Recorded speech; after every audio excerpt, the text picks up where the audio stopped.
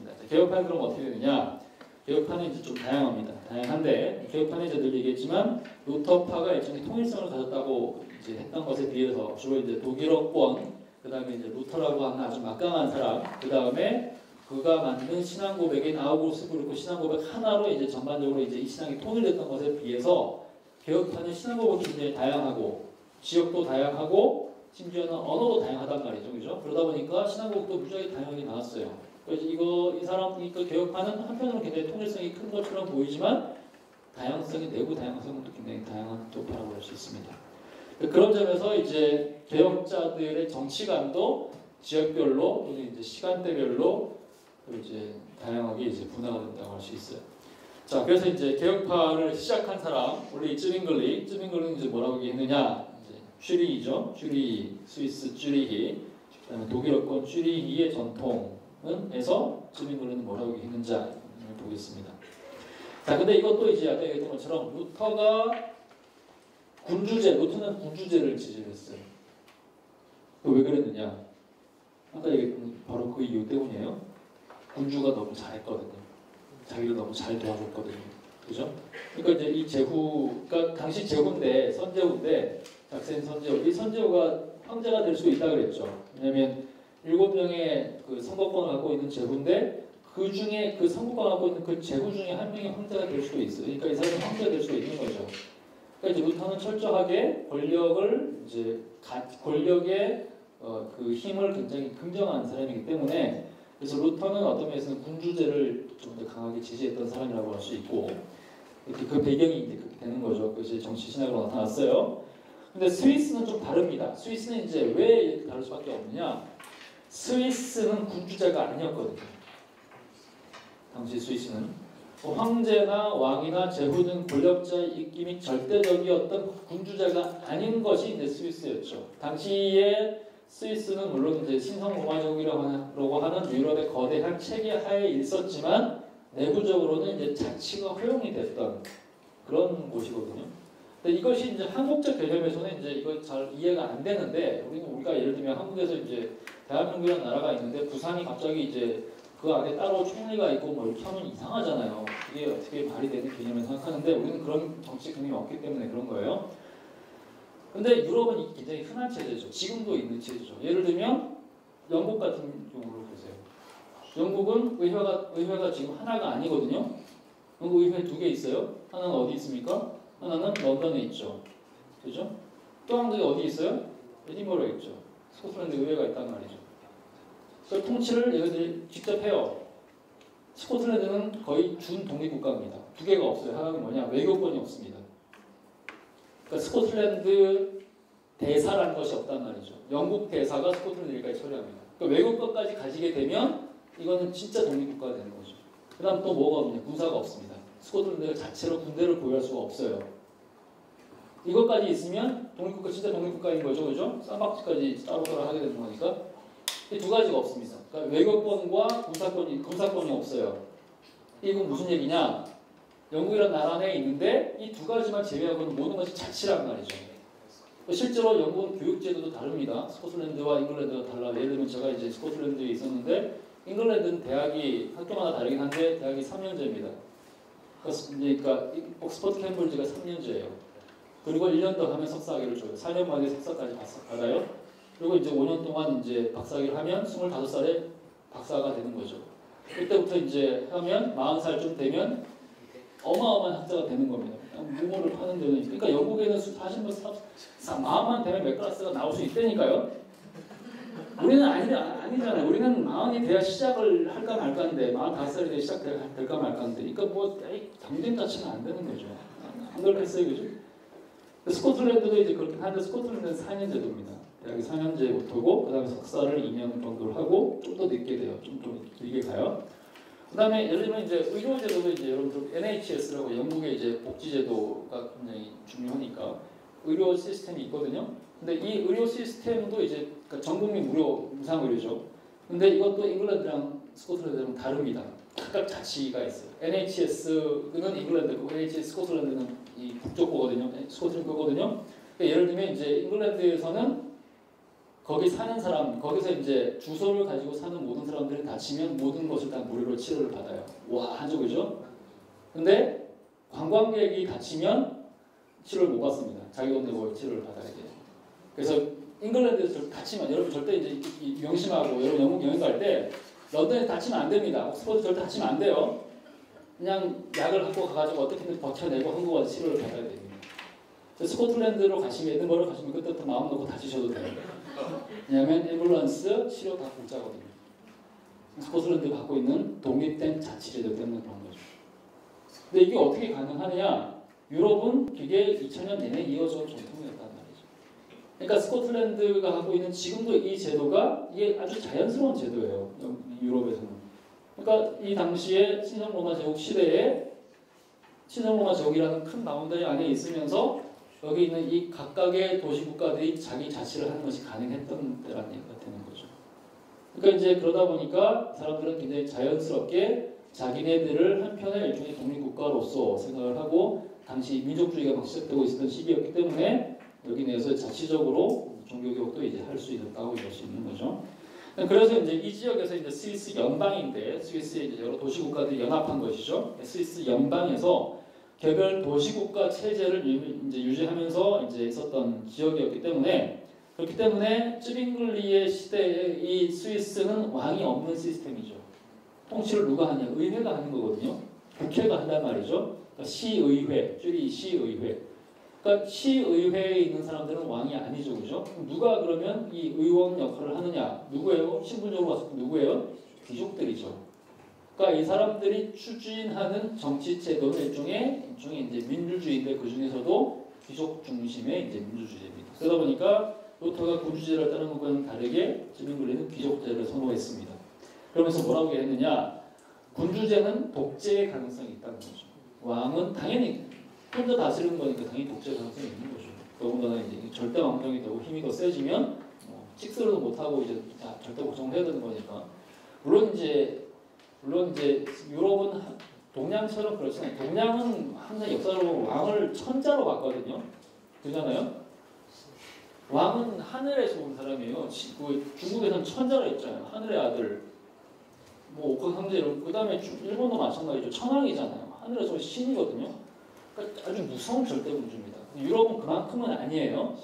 이후에 이제 뭐 예를 들면 이제 뭐 루이 14세 시대에 절대 왕정이 시작되곤 하지만 아무리 절대 왕정이 시작이 돼도 왕을 창출할 수 있는 나라가 이제 유럽이었고 우리는 동양에서는 그런 게 전혀 없습니다. 그러니까 아주 이제 구조가 다른 거죠. 근데 이미 이제 이때 당시 스위스에는 그보다 더 이렇게 여유로운 민주주의가 되고 있었죠, 그렇죠?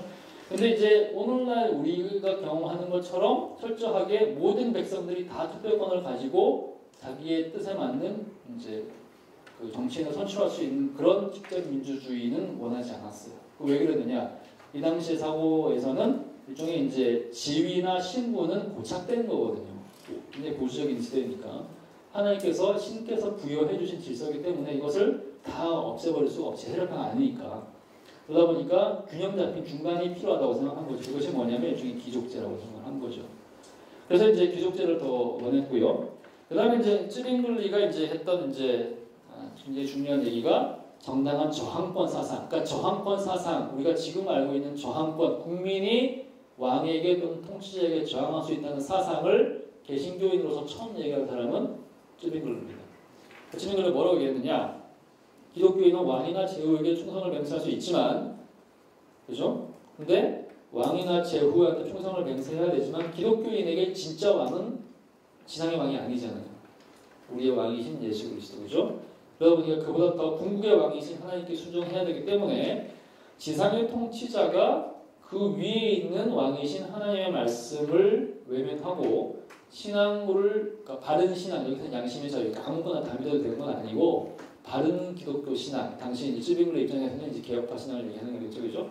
이 개혁파 신앙을 믿을 자유를 위반하고 심의하면 통치자에게 저항할 수 있다. 당연히 그를 폐위시킬 수도 있고 심지어는 처형도 가능하다라는 얘기를 쯔빙글리가 이 빠른 시기에 이미 했어요. 근데 조금 뒤에 약간 좀 이렇게 약간 좀 주저하게 되거든요. 칼빈스는 약간 좀 이렇게 주저해져요. 근데 이제 뒤에 가서 이제 다시 이렇게 떠오르게 되는데 청교도 시대 이후로 쭉 가면서 근데 이제 이 얘기를 처음 했던 사람은 이제 쯔빙글리. 쯔빙글리는 이제 왜 이 얘기를 했느냐? 쯔빙글리 자체가 굉장히 강한 사람이었기 때문에 그렇게 할 수 있다고 할 수 있습니다.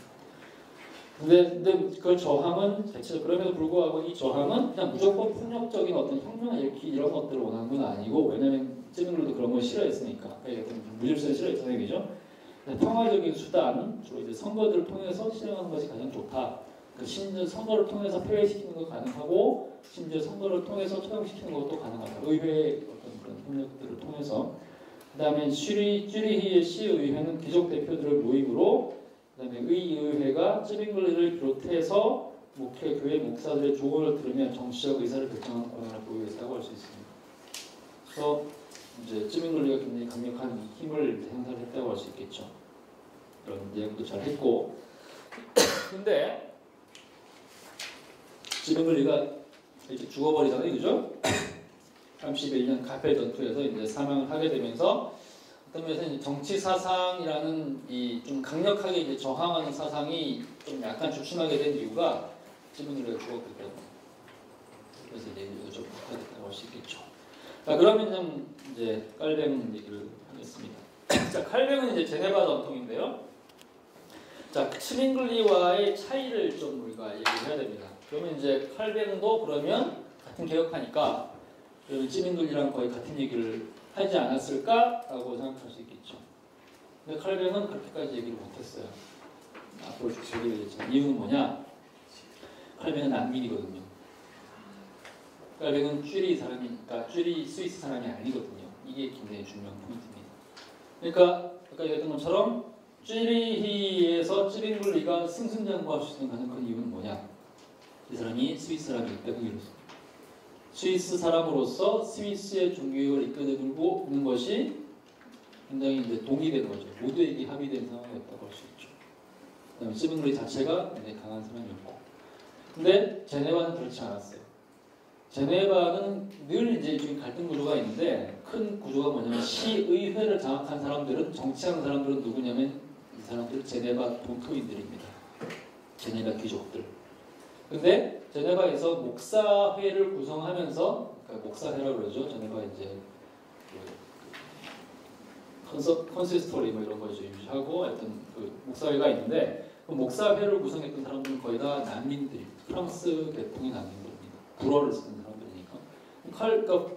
제네바에 중에 시작한 사람 파레이잖아요. 파레를 그죠? 파레도 프랑스 사람이죠. 그 다음에 데콘 칼뱅도 프랑스 사람이죠. 그죠? 그 다음에 같이 동력했던 이제 비레 같은 사람도 프랑스 사람입니다. 그 다음에 칼뱅의 후계자가 누구였나요? 베자죠. 그죠? 베자 누구예요? 베자 프랑스 사람입니다. 그 중에 난민이에요.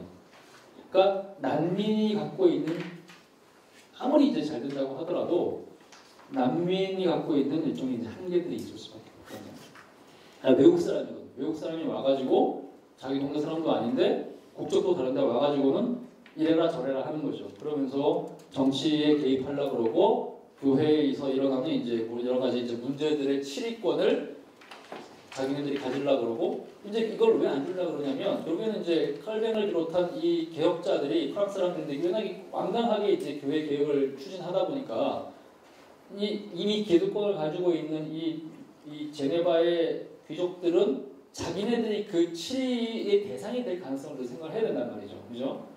근데 그 치리권을 목사들한테 주지 않고 프랑스 목사들한테 주지 않고 자기네들이 가지고 있어야지 자기네들이 살아남을 수 있겠죠. 안 그러면 치리를 받아서 뭐 귀족 권위를 뺏기고 감옥에 들어가고 뭐 가문이 파멸되고 이럴 수 있을 거 아닙니까? 그러니까 일종의 양쪽에서 끊임없이 권력 투쟁이 벌어지는 거죠. 그러다 보니까 제네바에서는 이것이 일종의 굉장히 강력한 정치적 갈등이 되는 겁니다. 그러니까 평생 사실상 칼뱅이 죽을 때까지도 이 권한을 획득을 못했어요. 난민이었다는 것이 굉장히 중요한 이제 포인트가 되는 거죠. 하여튼 그런 점에서 이제 난민이었기 때문에 갈등이 있었어요. 그래서 이상적인 이론을 세웠죠. 아주 철저하게 꼼꼼하게 교회 정치도 만들고 그다음에 뭐 예배 모험도 만들고 헌법도 만들고 하면서 진짜 책도 많이 쓰고 글도 많이 쓰고 근데 칼뱅은 이제 손을 안 대고 분야가 없을 만큼 혼자 한 사람이 할 수 있는 거의 모든 것들을 다 한 사람이 칼뱅이기 때문에 거의 모든 분야에 손을 대면서 다 했긴 했는데 문제는 이것을 적용하기에는 역부족이었다고 할 수 있죠. 왜냐하면 난민이었기 때문에. 이게 굉장히 중요합니다. 장로교 목사들은요, 난민을 아주 깊이 생각해야 됩니다. 그래서 예수님도 난민이었잖아요, 그죠? 아시죠? 예수님도 애국 난민, 이집트 난민이었잖아요. 어린 시절에 부모님과 함께 메로가 아니라 페로스의 핍박을 피해서 난민이었던 거예요. 근데 수많은 역사적 기독교들이 그랬고 800도 난민이었죠. 난민을 박해하면 벌받습니다. 저기 있는 그분 얘기한 거예요. 미국에 있는 그분. 가가지고 합시다. 그래서 하여튼가해서 이제 그럽시다. 트럼프는 자기가 장로교인이라고 꽂히고 있는데 그건 좀 모르겠어요. 자, 그래서 이제 이 현극한 차이가 있다고 할 수 있어요. 찌빙글랑은 다르죠.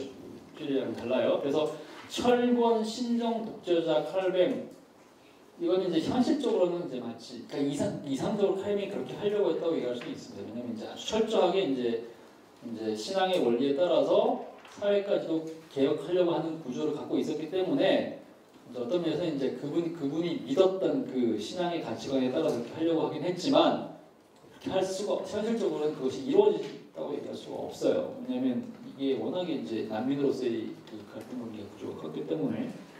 어쨌든 간에 칼뱅도 이제 두 학문을 이제 성립을 하는데 찌빙글이나 루터랑은 조금 다른 맥락입니다. 자, 그래서 일단 무슨 얘기를 하고 싶은 거냐? 두 만국론이라는 개념을 이제 가장 완벽하게 이제 정리하는 책이 어디냐면 기독교 강요입니다. 기독교 강요의 이제 4권 마지막 책이죠. 가장 마지막 버전, 그러니까 최종판, 초판 말고 최종판의 제 4권 20장이 이제 제일 마지막이거든요. 제일 마지막 끝에 보면 기독교 강요의 칼빈의 정치관이 나옵니다. 정치를 어떻게 했느냐, 관원들 어떻게 생각했느냐 이렇게 나오는데. 여기에 보면 이제 이게 사관, 이게 굉장히 이제 일종의 이제 구조가 굉장히 특이하다고 생각할 수 있어요. 이게 칼빈이 어떤 면에서 의도적으로 이 챕터를 정치에다 할당했다고 얘기할 수 있어요. 이게 무슨 얘기냐? 일종의 서론과 결론을 정치로 시작해서 정치로 끝냈다고 얘기할 수 있는 거죠. 그러니까 그런 점에서 기독교 강요는 굉장히 정치적인 책입니다. 이게 무슨 얘기냐? 칼빈의 기독교 강요의 첫 내용은 뭐냐면 서론이거든요. 서론이죠. 그 서론이 뭐냐면 헌사예요. 헌사.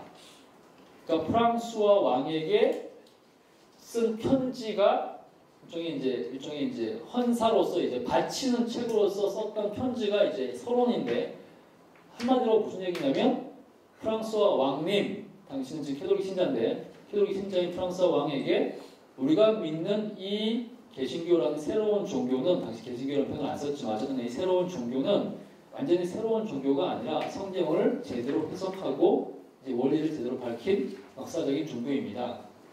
근데 지금 왕님이 지금 이 신앙을 믿고 있는 프랑스 내에 있는 새로운 이 신앙을 받아들이는 사람들을 무지하게 박해하고 있지 않습니까?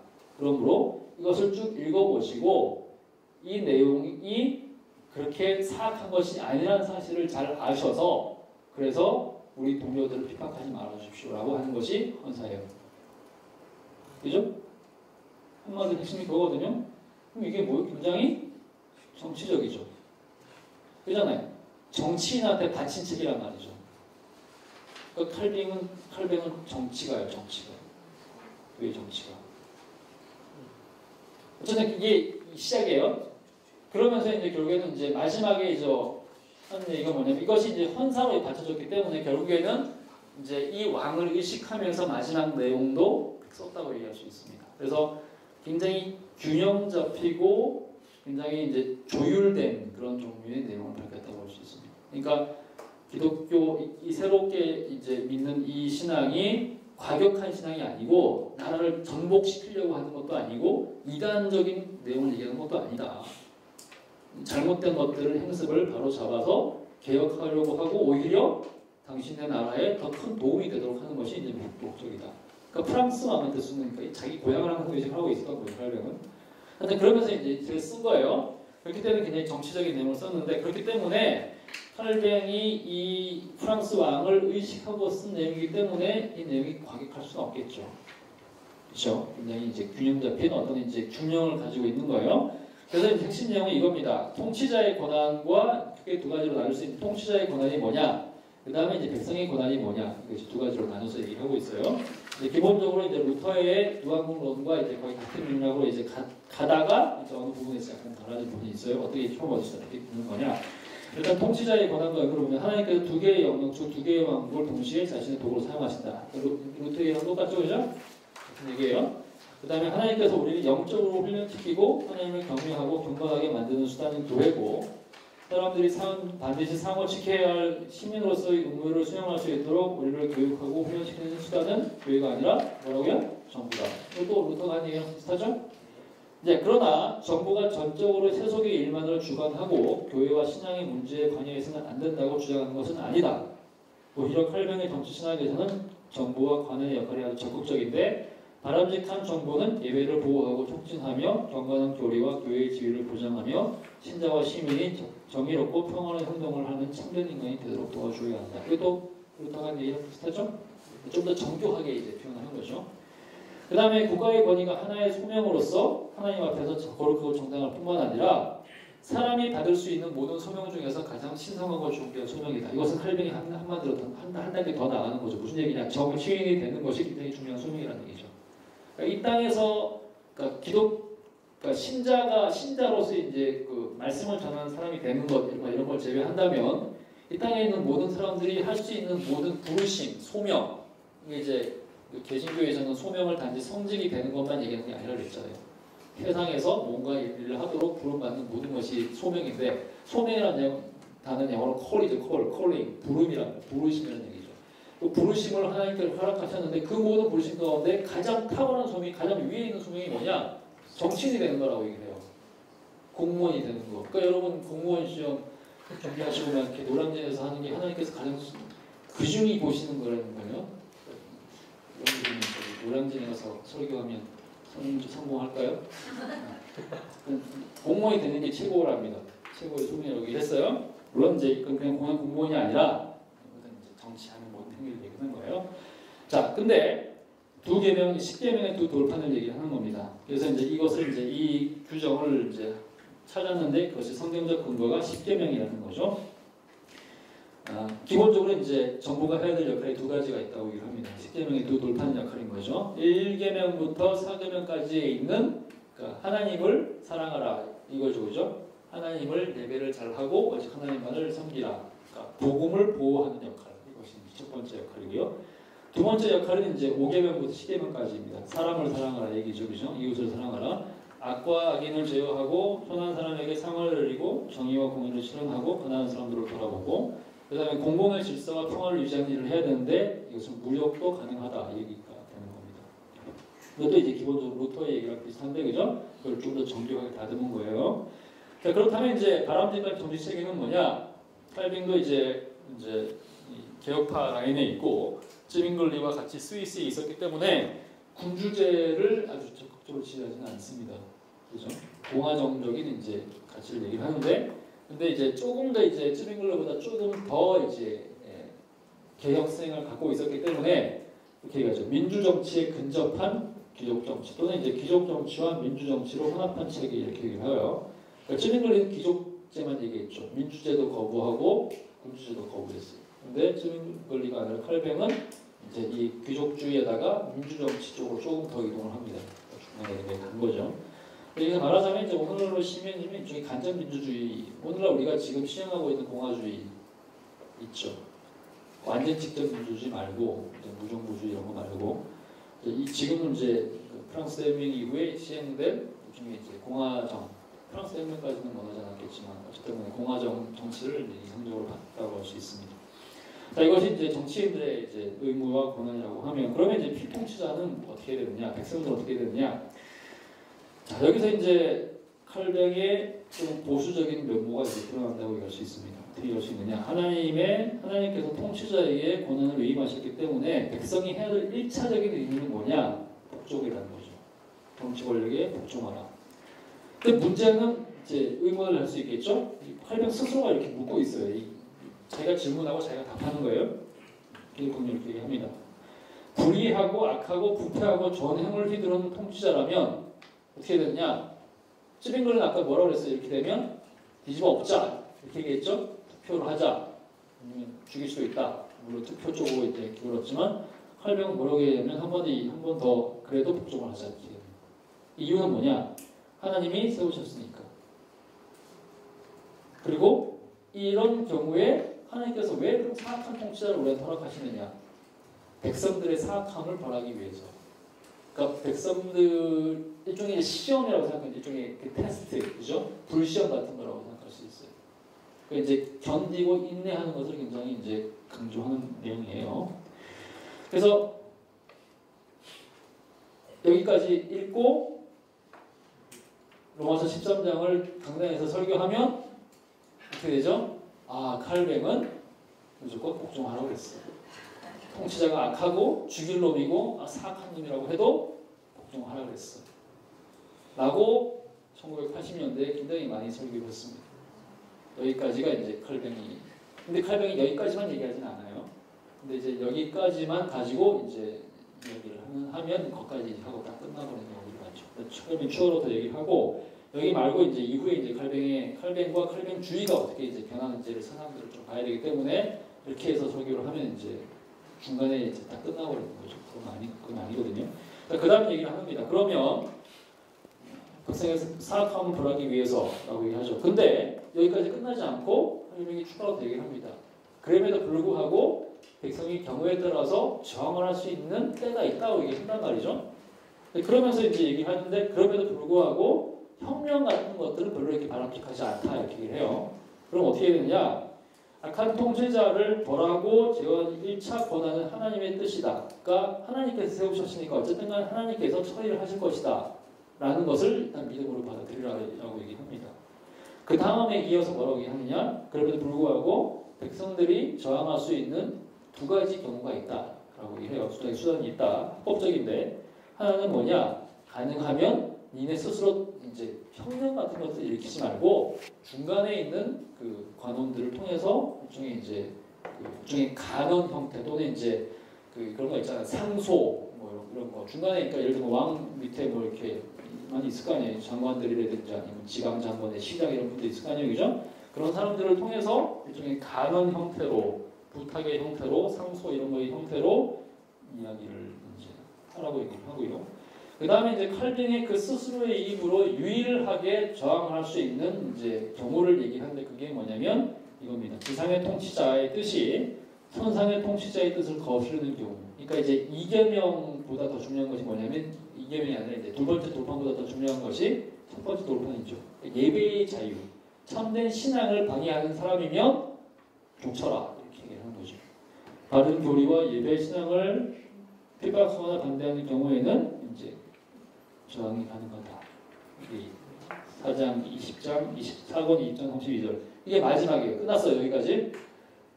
좀 더 얘기해 좀 좋겠는데 그러면 여기까지만 하고 만난 말이죠. 그래서 이제 평가가 두 개로 나뉩니다. 하나는 뭐냐? 긴장과 모순이 있어요.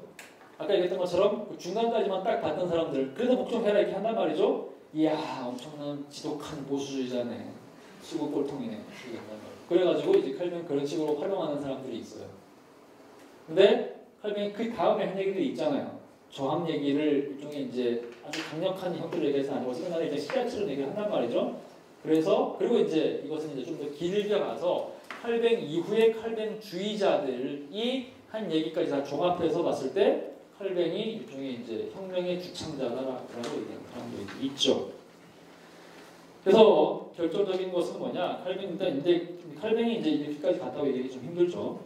그래서 이제 칼뱅은 멈춘 데가 있습니다. 그렇기 때문에 이중 복종의 원리가 중요하고요. 관원들은 하나님의 명령에 복종하는 대리자로서 백성을 다스려야 하고 백성은 그런 관원들에게 복종을 해야 된다. 기본 원칙입니다. 그래서 정부와 교회 관원과 목회자는 참된 기독교 국가와 참된 교회를 위해서 동시에 세우고 하는 동력자인데 정부는 교회가 참된 교리와 질서를 세우는 일을 뒷받침해야 하고 교회는 그런 선한 정부의 획력함에 복종한다. 그러니까 상호 도움을 주는 관계. 그러니까 이 정도로 정리를 하는 거죠. 간편으로 이제 전반적으로 말하면 균형 잡히고 절제 있고 인간함의 정치. 좋은 말로 이렇게 얘기할 수 있고요.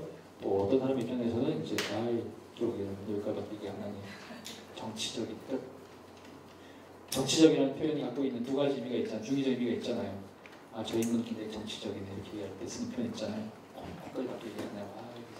던지거리다 뭐 이런 식으로. 그러니까 이제 비판하는 사람도 얘기할 수도 있겠죠. 자, 근데 이제 여기까지만 얘기하고 말면 이제 개혁파 신앙이 굉장히 이제 보수적인 것처럼 느껴질 수가 있는데, 근데 문제는 어쨌든 간에 이것을 씨앗으로 삼아가지고 이후에 칼뱅주의자들이 굉장히 강력한 일종의 이제 인권 사상과 이제 양심의 자유 사상을 발전시킨다는 거죠. 이게 중요한 거예요. 자, 이 얘기를 이제 아주 탁월하게 정리한 사람이 누구냐? 존 위티 주니어라는 사람입니다. 미국이 이제 에모리 대학이에요. 미국의 남부 에모리 대학에 이제 아까 얘기했던 것처럼요. 법학 내에도 역사학과가 있다 그랬죠, 그죠? 기독교 신학 안에 이제 교회사가 저 같은 사람이 있는 것처럼 법에서 이제 역사를 하는 사람입니다. 이 사람이 이제 존 위티 주니어가 이제 쓴 굉장히 중요한 책이 권리와 자유의 역사라는 이제 책입니다. 영어로는 그냥 권리와 자유의 역사가 아니라 그냥 권리의 역사예요. History of Rights라고 이제 돼 있는데, 이제 여기다가 이제 번역하시는 분이 이제 내용이 자유 얘기 굉장히 많이 나오기 때문에 자유란 표현도 포함을 시켰어요. 그래서 이제 칼뱅부터 개혁파의 시작이죠, 그죠? 그다음에 이제 애덤스까지, 그러니까 이 사람들 다 칼뱅주의자들이죠. 칼뱅주의의 이제 인권, 종교 자유를 위한 이제 칼뱅주의자들이 어떻게 이제 공헌을 했는가를 쭉 정리한 내용입니다. 그러니까 이제 일종의 이제 법 철학인데, 이제 이 얘기했던 이 이제 저항권 사상 안에 인권과 관용과 종교 선택이라는 주제까지 다 포함이 되거든요. 그래서 일종의 법 역사, 법전공자들은 이제 이 내용을 또 잘 알 수 있겠죠, 그죠? 그래서 이제 정치론에서 가장 중요한 주제가 권리라는 주제. 그러니까 이제 백성들이 어디까지 권리를 가질 수 있는가, 그죠? 무슨 뭐 집회, 언론 집회, 결사의 자유 이런 거 있잖아요. 그런 자유라는 것이 이제 언제부터 시작이 됐는가? 그러니까 신앙 양심의 자유라는 것이 이제 언제부터 시작이 되는가? 근데 이제 이 얘기는 이제 위티 주니어가 왜 했냐면 이제 이렇게 얘기를 한 거예요. 아까 얘기했던 것처럼 어떤 사람은 칼뱅을 지독한 보수자라고 얘기를 하고 독재자라고 얘기를 하고, 어떤 사람은 엄청난 이제 혁명의 주창자라고 얘기를 하는데, 진실은 뭐냐? 이게 이제 물음이 시작이라는 거죠. 근데 핵심은 그 둘 다라고 이제 얘기를 하는 겁니다. 중간 어딘가에 있고 양쪽 다 커버할 수 있고, 그리고 이것이 그냥 고정된 것이 아니라 시간이 갈수록 그것이 이제 발전한다는 얘기를 하고 싶은 것이고, 그다음에 이제 또 한 가지 이제 이 책에서 주장하고자 하는 논지의 핵심은 뭐냐면, 일반적으로 이제 칼뱅을 좀 보수적인 사람으로 봤을 경우에 말하자면 종교라는 것은 굉장히 배타적인 거기 때문에, 특히 이제 종교개혁 시대까지의 종교는 종교 전쟁을 한 사람들이잖아요. 그러니까 무슨 얘기를 하냐면 종교 전쟁을 했다는 얘기는 뭐냐면 자기네 교파가 절대적으로 옳고 남은 다 이단으로 봤다는 얘기죠, 그죠? 기본적으로 그렇다는 얘기라고 한 거예요. 그러니까 이제 캐톨릭도 개신교를 이단으로, 개신교 내부에서는 루터파는 개혁파를 이단으로 보고, 개혁파는 루터파를까지 이단으로 보지는 않았겠지만 어쨌든 제자들보다 이단으로 보고, 이러면서 서로 막 미워하고 싸웠으면 굉장히 배타적인 그런 사람들인데, 이런 사람들 속에서 권리니 관용이니 자유라니 뭐 이런 종류의 개념이 발달할 수 있었겠냐는 거죠. 그래서 일반적으로 세속적인 학자들이 뭐라고 얘기하냐면, 우리가 지금 누리고 있는 그 자유라는 게 있잖아요. 우리가 지금 우리가 지금 민주주의 사회에서, 물론 이제 우리가 완벽한 자유를 누리지는 못하지만 어쨌든 간에 이것이 이제 당연한 자유라고 생각하잖아요. 그러니까 여러분들이 지금 여기서 예수를 믿을지, 부다를 믿을지, 무슬림을 믿을지, 사람들한테 이런저런 눈치를 당하긴 하겠지만, 여러분들이 지금 뭐 부다를 믿든 뭐 모하메드를 믿든 그것 때문에 잡혀가서 끌려가서 막 이렇게 뭐 주리를 틀고 뭐 이런 거 안 한단 말이죠. 그렇잖아요? 이것은 이제 그럼 어떨 때부터 가능했느냐? 이것은 이제 기독교가 주도적이었던 시대는 이것이 불가능했다고 이제 일반적으로 얘기를 해요. 서양에서도. 그럼 이것이 가능했던 때는 언제냐? 프랑스 혁명 이후부터다 이렇게 하는 거죠. 그러니까 계몽주의 시대 이후에 소위 이제 자유주의 혁명들, 계몽주의 혁명 또는 이제 세속주의 혁명이 터지고 나서야 드디어 이런 종류의 사상이 이제 시작이 된 거지. 그 이전에는 다 이제 광기에 어린 시대였다. 이제 종교개혁 시대 이전에 중세는 말할 것도 없고 종교개혁도 결국 그런 거다. 그러므로 종교가 사라져야지 우리에게 진정한 자유와 관용이 온다. 그렇게 얘기를 하는 게 일반적으로 소위 이제 그 무신론적 자유주의자들의 주장이고, 대부분 학자들이 이렇게 주장합니다. 근데 이제 위티 주니어가 하고 싶은 얘기는 뭐냐면 그렇지 않다라는 얘기예요. 그렇지 않다.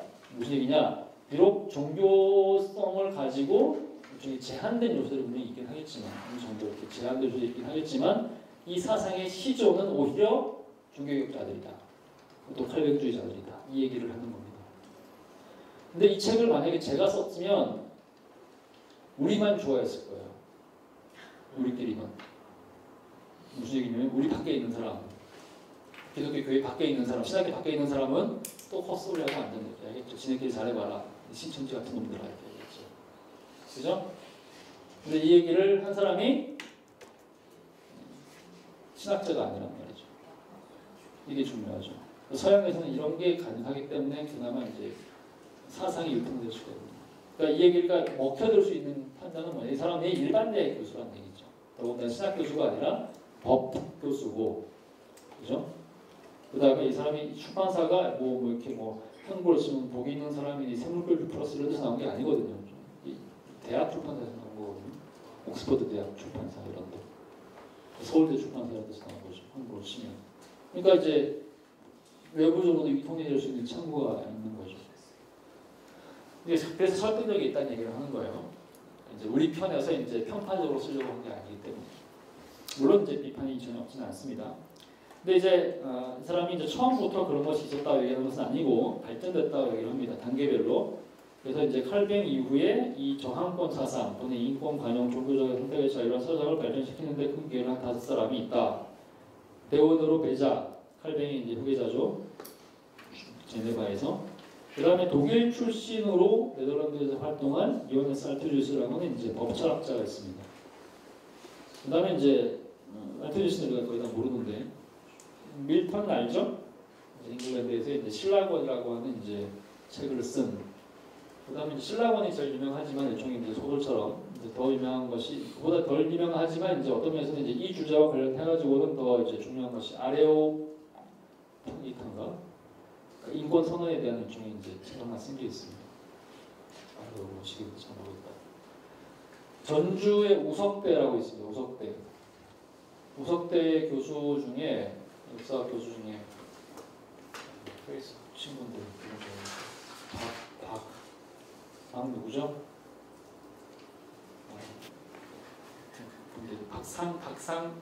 박상희 맞죠?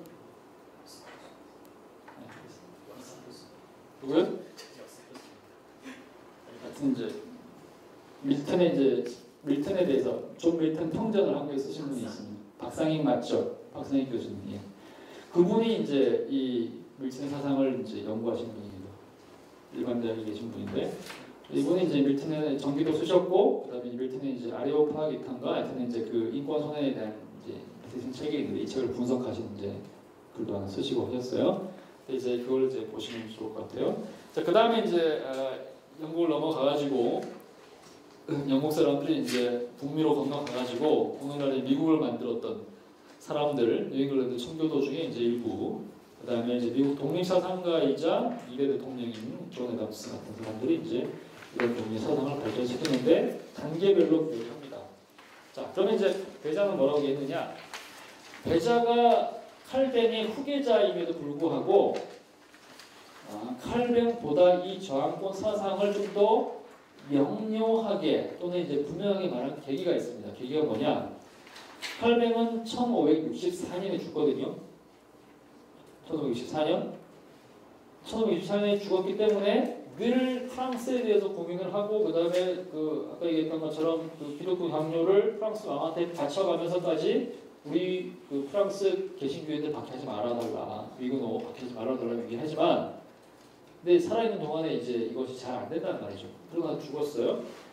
근데 그분이 죽고 나서 이제 8년 뒤에 1572년에, 그러니까 이제 우리가 성 바델로모의 이제 추기의 대학살 들어보셨죠, 그죠? 위그노가 이제 엄청나게 학살을 당하는 수천 명이라고 얘기하기도 하고 수만 명이라고 얘기하기도 하는데, 이제 우리가 이제 이 시기를 대체적으로 이제 칼뱅이 살아있을 때 일어났다고 생각하는데 그렇지는 않습니다. 칼뱅이 죽고 나서 일어난 일이에요. 베자 시대에 일어난 일입니다. 근데 베자도 프랑스 사람이고 칼뱅도 프랑스 사람이겠죠. 근데 프랑스에서 자기와 같은 신앙을 믿고 있는 사람이 수천 명이 대학살을 당했다는 말이죠. 여기 이제 베자가 충격을 받은 거죠. 그래서 베자가 별로 이렇게 특별하게 말 얘기 안 하고 있다가 이 사건 이후에 사상이 아주 분명해집니다. 어떻게 바뀔까요? 저항하는 사상으로 바뀌는 거죠. 이게 이제 충격적인 내용이었어요. 자, 그러면서 이제 이런 내용을 합니다. 물론 칼뱅도 얘기를 했는데 좀 더 정교하게 얘기를 하는 거죠. 이제 언약 신학이라는 틀을 가지고 얘기를 하는 거예요. 언약 신학. 이제 개혁파 신학의 가장 중요한 틀이 이제 언약 신학이죠, 그죠? 그 언약 신학이라는 것이 한편으로는 개인 구원과 관련된 구원을 얘기도 하지만 좀 더 확장을 하면 이것이 정치 사상입니다.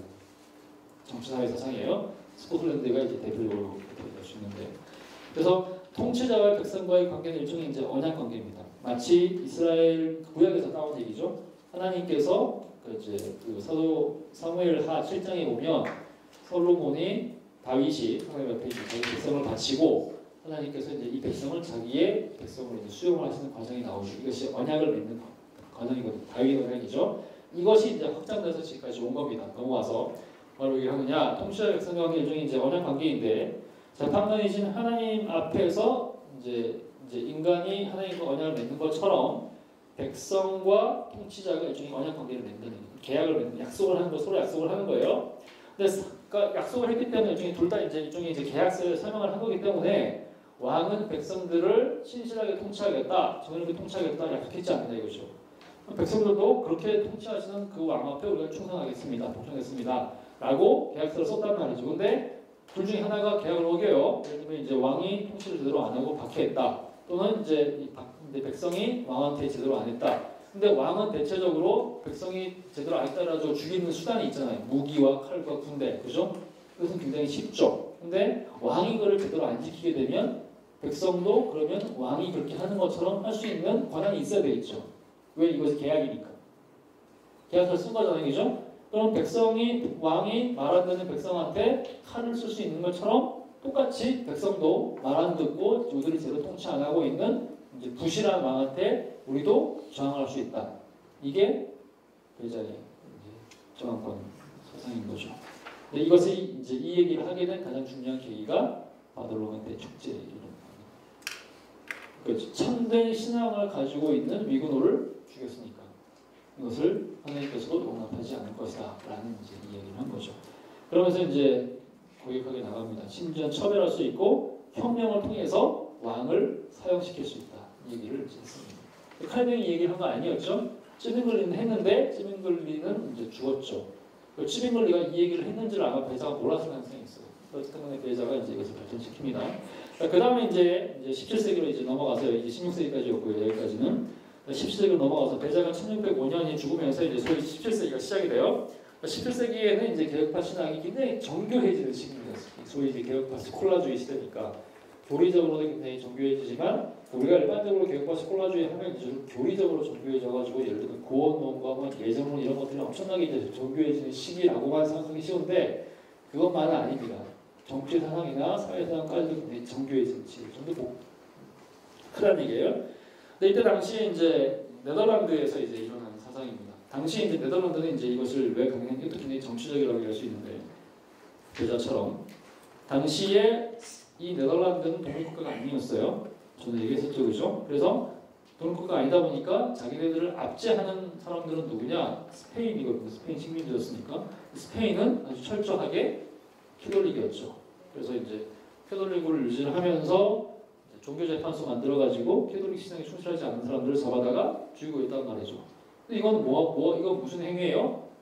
참된 신앙, 그러니까 십계명의 제1 돌판에 나오는 참된 신앙을 핍박하는 적그리스도 같은 거죠. 개념이 되는 거죠. 그럼 이런 사람들한테는 어떻게 할 수 있나요? 당연히 저항을 할 수가 있겠죠. 그죠? 근데 이것이 이제 네덜란드라는 배경에서 이제 만들어진 겁니다. 그러면서 네덜란드의 이제 민족주의 독립운동과 개혁신앙의 개혁론을 이제 통합한 거죠. 그죠?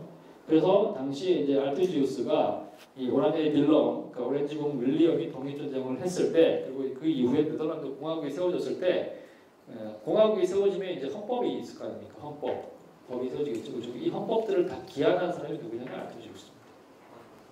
그러니까 이제 뭐 일종의 인권이라는 내용, 종교자유 이런 내용들이 이제 여기 포함이 되는 거죠.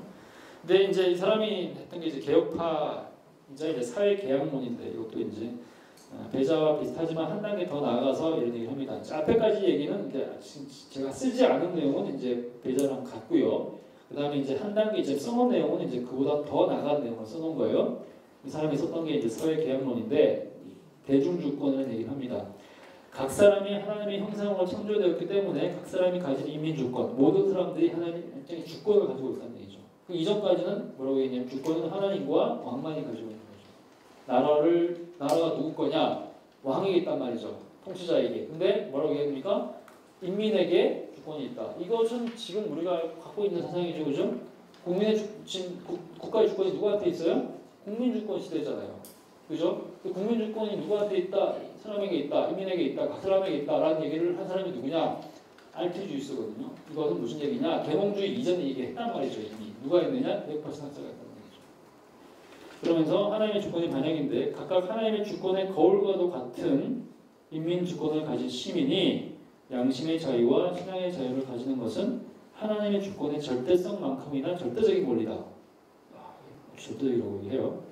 하나님이 가진 인간의 형상 안에는 하나님의 형상 안에는 관계라는 사회적 요소가 있기 때문에 인간은 혼자 살 수 없고 다른 이들과 영혼, 정신, 물질을 공유하는 공생적 관계다. 그러므로 공동체가 필요한데 여기서 하는 것이 뭐냐면 결국에는 가까이 가지고 있는 주권이 국민에게 있다. 근데 혼자 살 수는 없으니까 각각의 주권을 갖고 있는 사람들이 모여가지고 공동체를 만들어야 된다. 사회라는 거죠. 그것이 가장 중요한 이제 그 공동체의 가장 큰 단위가 국가라고 할 수 있는 거죠. 그러니까 국가는 각 주권을 갖고 있는 국민들의 계약과 합의에 의해서 통치되는 체제다. 그러니까 법에 의해서, 주권에 의해서, 왕의 독점적으로 하는 것이 아니라 이건 지금 우리가 하는 얘기잖아요. 이 얘기를 이미 17세기 한 얘기입니다. 자, 그 다음에 이제 밀턴으로 넘어가면 잉글랜드입니다. 근데 이제 잉글랜드 개혁파 사상으로서 이제 이것도 정치적인 배경이 있습니다. 무슨 얘기냐? 잉글랜드 성공의 이제 종교 얘기할 때 했던 얘기예요. 잉글랜드 내전이 있었어요. 1642년. 찰스 2세가 이제 왕이 됐습니다. 제임스 1세 시대 이후에 통합왕이죠. 잉글랜드, 스코틀랜드에. 근데 수장령을 가지고 이제 성공회의 이제 대빵이 이제 왕이니까 했는데 이 사람이 이제 굉장히 권력력이 강해가지고 독재를 했어요. 그래가지고 이제 자기가 이제 왕이니까 성공회를 이제 모든 사람들한테 강요하는 겁니다. 근데 이제 국교가 이제 성공회니까 이제 대부분의 사람들은 이거 수용을 했겠지만, 근데 이제 장로교나 청교도들은 이거 수용할 수가 없어요. 왜냐면 성공회 신앙을 받아들일 수가 없으니까 거부를 한 거죠. 근데 당시에 이제 의회에 있는, 그러니까 이제 뭐 절대적으로 군주는 아니었기 때문에 의회가 굉장히 중요한데 의회에 있는 사람들 대부분이 청교도나 장로파였습니다. 이제 의회와 왕단파 간에 이제 내전이 벌어지는 거죠. 그러니까 왕단파는 성공회, 그다음에 의회파는 주로 이제 장로교, 청교도. 그다음에 스코틀랜드가 당시에 장로교 개혁을 하고 있었으니까 스코틀랜드 군이 의회파를 지원을 하는 거죠. 싸워가지고 이 사람이 누구냐? 의회파가 이겼죠. 그래가지고 당시에 이제 왕권을 폐지하고 찰스 1세를 죽입니다. 처형을 시켰죠, 그죠? 이것은 이미 이제 다른 데서 막 이렇게 얘기하고 있던 내용이 이제 실현된 거잖아요, 그죠? 왕을 죽였단 말이죠. 그러면서 이제 크로멜이 이제 공화정을 이제 통치를 하게 되면서 이제 허국왕이 됐는데 우리나라 일종의 대통령이 된 거죠, 그죠? 근데 이 대통령이 됐는데 거의 왕보다 더한 왕이 된 거예요. 독재를 해버리니까 영국은 결국에는 이제 공화정을 폐지하고 다시 왕정으로 돌아오죠. 어쨌든 이런 과정 속에서 이제 최종적으로 이제 혁명이 하나가 더 있었는데 그 혁명이 이제 명예혁명이에요. 명예혁명과 함께 쓰여진 이제 내용이 권리상정이라고 하는 이제 법률하고 이제 1689년에 이제 관용령이 이제 내려집니다. 캐톨릭을 제외하고 잉글랜드에 있는 모든 사람은 어떤 종류의 개신교 신앙도 자기 스스로 선택할 수 있게 이게 관용령이죠. 그러니까 이게 이제 1689년, 그러니까 잉글랜드를 기준으로 본다면 1689년이 종교개혁의 이제 마지막 시기라고 할 수 있습니다. 그래서 이제 16세기, 17세기 얘기할 때 이게 종교개혁 시기고, 그 다음 근현대 교회들 얘기하거든요. 근데 이 영국을 기준으로 보면 1689년, 대륙을 기준으로 본다면 30년의 전쟁이 끝난 1630년대 이렇게 구별할 수 있습니다. 근데 이때 당시 이제 밀턴이 이제 했던 얘기가 그렇죠. 십계명과 자연법에 근거해서 정부와 국민 간의 계약 등의 사회적 상호 계약이 있다. 이것은 이제 알투지우스가 한 거랑 비슷해요. 통치자가 이 계약에 충실하지 않고 폭군과 독재자가 될 경우에 먼저는 투표와 대화와 설득이라는 평화적인 방법을 사용할 수 있지만 그래도 말을 안 들으면 반란이나 시해, 혁명들을 통해서 저항을 할 수 있다. 시해. 좋아요? 네. 그리고 중요한 것은 모든이라는 표현이다. 모든. 점점 더 이제 확장되는 거예요. 알테지우스보다 더 나갑니다. 이제 모든 개인을 선지자와 제사장 왕으로 부르셔서 이제는 모두가 가정과 사회, 국가와 교회에서 자기 이야기를 할 수 있는 권리를 보유합니다. 그래서 결국에는 이 모든이 중요하기 때문에 이제 관용령과 이제 비슷한 얘기를 하는 겁니다. 모든 개인은 어떤 신앙이든지 마음대로 믿어도 처벌받지 않는 법적 자유 및 국교를 폐지하고 교회와 국가를 분리된다. 지금 우리가 지금 하고 있는 게 이거예요, 그죠? 우리가 물론 장로교인으로서 또는 이제 감리교인으로서 또 성공인으로서 자기 신앙이 다른 교파의 신앙보다 좀 더 낫다고 생각할 수 있어요, 그렇죠? 그럼에도 불구하고 우리가 우리 것만 믿고 딴 것을 믿는 사람들을 박해하거나 법적으로 처벌하지는 않잖아요. 그럴 수 없잖아요. 그럼 안 되잖아요. 그 당연히 생각하지 않으세요? 여러분들 IS가 되고 싶으십니까? 그럼 안 된단 말이죠. 폭탄 터트리면 안 될 거 아닙니까? 이거는 지금 당연히 생각하는 권리죠. 근데 이 얘기를 이제 당시에는 이것이 자유롭지 않았던 시대였습니다. 이것을 했던 얘기가 이제 일품이고요. 그다음에 이제 이것이 이제 잉글랜드에서 이제 건너가서 미국으로 건너가서 당시 미국이 아니고 이제 영국령 북아메리카입니다. 뉴잉글랜드죠. 청교도들이 가가지고요. 1620년대에 이제 잉글랜드에서 이론으로만, 그러니까 잉글랜드에서는 이제 워낙에 나라가 크다 보니까, 그리고 이제 끊임없이 이제 왕이 있고 또 왕당파랑 의회파랑 싸우고 하니까 이것이 현실적으로 이제 실험되기가 좀 어려워요. 왜냐면 너무 거대하고 그다음에 너무 큰 사건들이 막 이루어지니까. 근데 이것을 문자 그대로 시행할 수 있는 새로운 공동체. 그러니까 이미 기존 막 그 질서들이 막 있고 기존 귀족들이 있고 왕이 있고 종교들이 막 있는 데서 이게 실현하는 게 너무 힘들잖아요. 그죠? 그러니까 무대를 옮겨가지고 아예 아무것도 없는데 사람도 얼마 없는 데다가 가면 이걸 실험할 수 있겠죠. 그게 청교도들의 뉴잉글랜드 공동체입니다. 미국이 가가지고요. 그래서 이제 뉴잉글랜드 청교도 우리가 지금 알고 있는 보스턴 중심으로 이제 하버드, 플리머스 이제 그 동네에 가가지고 이 사람들이 이제 이것을 이제 실험적으로 이제 시행을 하기 시작하는 거예요. 그러면서 이제 나서넬 워드 같은 사람이 자유본체라는 책을 써가지고 시간이 조금 지나서죠. 잉글랜드에서 이제 적용되지 못했던 내용들을 적용을 합니다. 근데 이제 어떤 식으로 좀 더 발전을 하게 되느냐? 여성과 아이들의 권리 이게 중요합니다. 근데 아까 이제 관용령 얘기를 할 때도 그랬지만 오늘날과 다른 점은 뭐냐면 오늘날 우리는 개신교가 아닌 뭐라고 해도 상관없죠. 표도릭도 상관없고 아까 얘기했던 것처럼 이제 다른 어떤 종교들 믿어도 상관없잖아요. 심지어 우리가 기독교에서 이단이라고 얘기하는 신천지나 여호와의 증인을 믿는다고 해서 처벌받지는 않죠. 좀 따를 당할 수는 있겠지만 처벌받지는 않는단 말이죠. 그죠? 처벌하면 안 되는 거니까. 그죠? 근데 관용론 당시에 아까 얘기했던 1689년의 관용론 당시에 캐톨릭은 포함되지 않았습니다.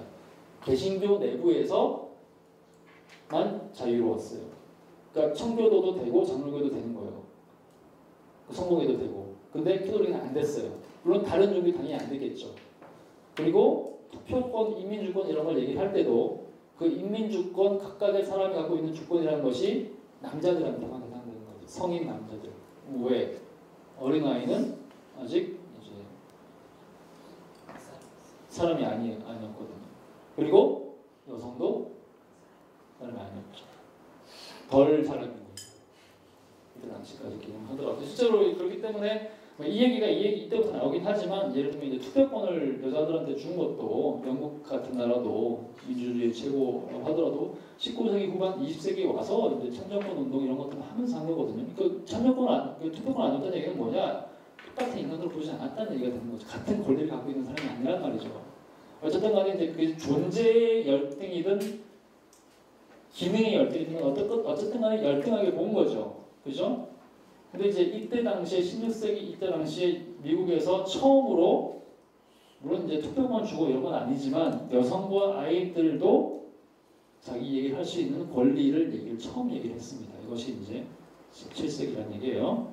그 다음에 심지어는 동물보호 이거 아주 좋은 법인데 동물보호 했어요. 그 다음에 죄로 인해서 부패한 인간은 반드시 부패함으로 견제 없는 독재 권력도 반드시 부패하기 마련이다. 그러므로 국가 권력은 행정부, 입법부, 사법부로 분산되어야 하며 관료는 혈통을 따라 세습되지 않으며 선거를 통해서 국민이 선출해야 되는데 이것은 국가의 주장도 예외가 없다. 자, 이것이 우리가 지금 알고 있는 뭐예요? 대통령제 공화정을 얘기하는 거죠. 근데 이것이 유럽에서는 이런 게 당시에 없었죠. 왜? 모든 통치자들은 세습이 됐잖아요. 왕의 아들과 딸내미가 왕이 된단 말이죠. 통치자가 가잖아요, 그죠? 그 다음에 행정부, 입법부, 사법부 분리 안 됐죠, 그죠? 어떤 나라에서는 분리가 된다는, 예를 들면 영국 같은 경우는 입법부와 행정부가 분리가 돼 있었기 때문에 왕이랑 맨날 싸움을 했지만, 근데 왕이 또 자기 스스로 또 사법부를 가지고 있고 그랬거든요.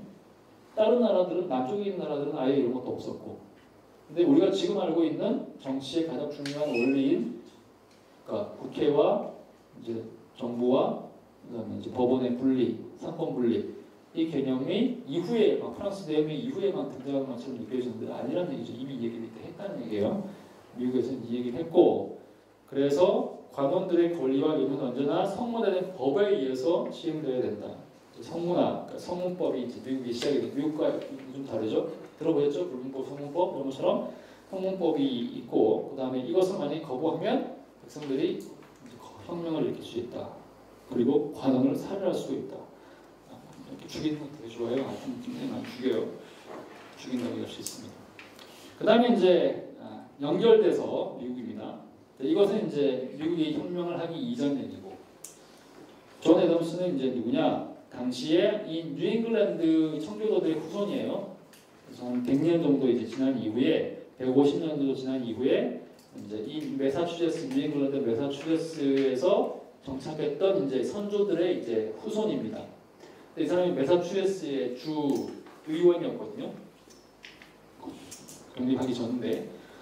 그러니까 이제 이 사람이 여기서 있으면서 매사추세츠의 헌법을 작성한 사람이 이 사람이죠. 이제 아까 얘기했던 너세넬 워드의 자유본체를 기반으로 작성했겠죠. 근데 이 주제를 가지고 얘기를 쭉 했는데, 이제 미국 혁명 시기에 이 법을, 아까 얘기했던 이 주제를 어디다 적용을 하게 됐느냐? 미국 혁명에 적용을 한 거죠. 무슨 얘기예요?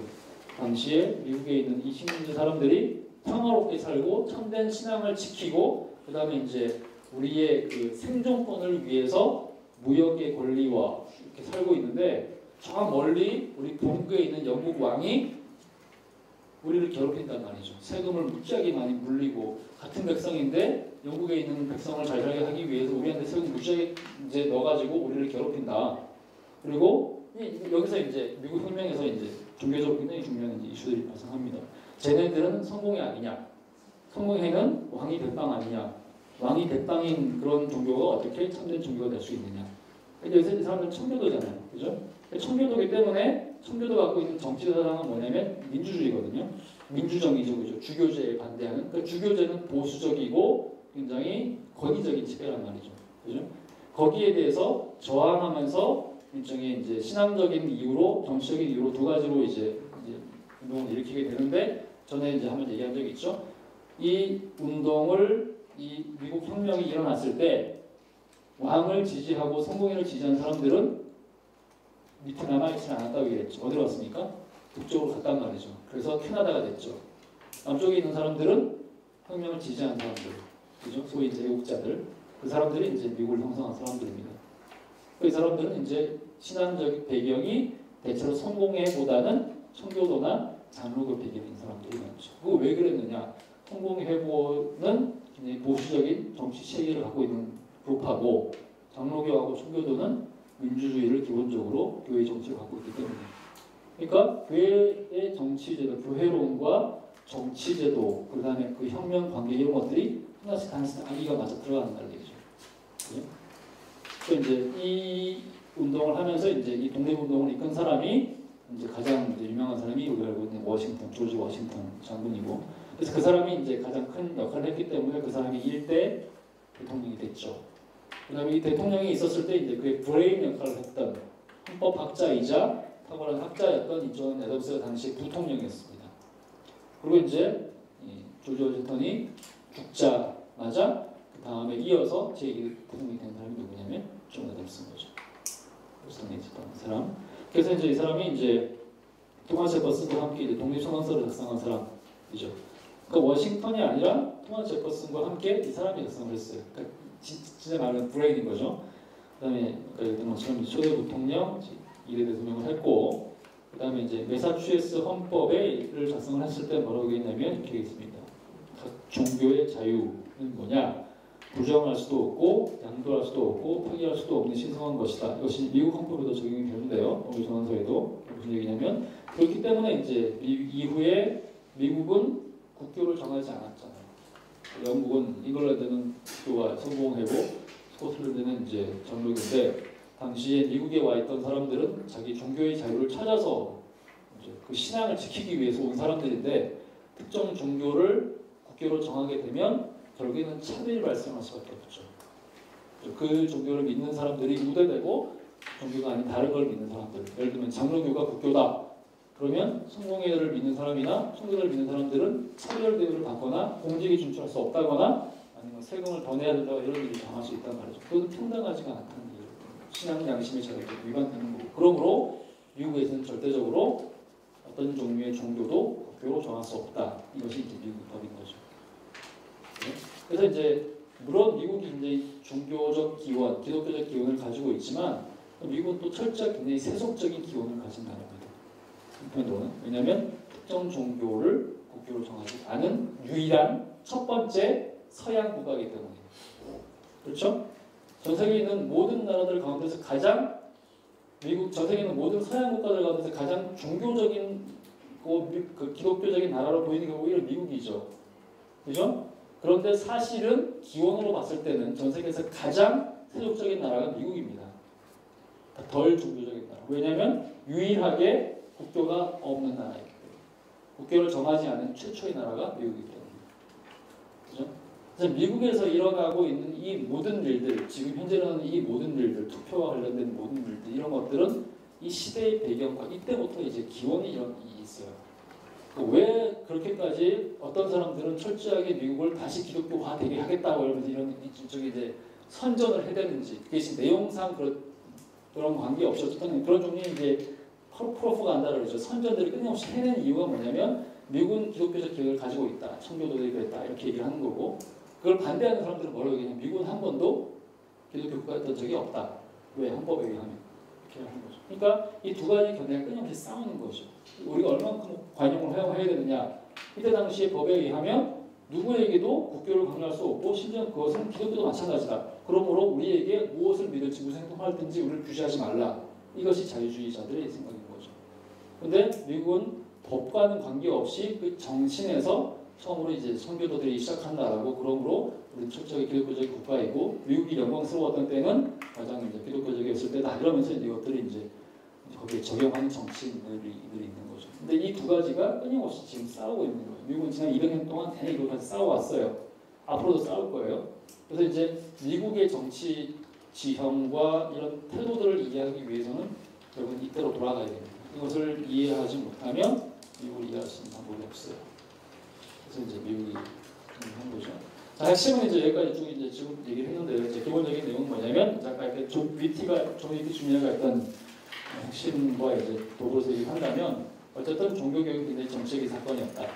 그죠? 정치와 이격돼서 했던 사건이 아니라 통일된 일종의 이제 연합 구조를 갖고 있는 사건이었고, 그 다음에 이제 정치에 미친, 그 다음에 정치에 관련 중요한 주제였던 인권과 그 다음에 신앙 자유 이런 주제에 미친 종교개혁의 영향이 위티 주니어에 의하면 우리 생각보다 더 많았다. 그 영향 굉장히 다양했다. 이런 식으로 대체적으로 정리할 수 있을 것 같아요. 근데 세부적인 얘기들은 이제 물론 다른 책들을 좀 보시면서 오늘 들으시면 좋을 것 같습니다. 자, 다음 주에 뵙겠습니다. 수고하셨습니다.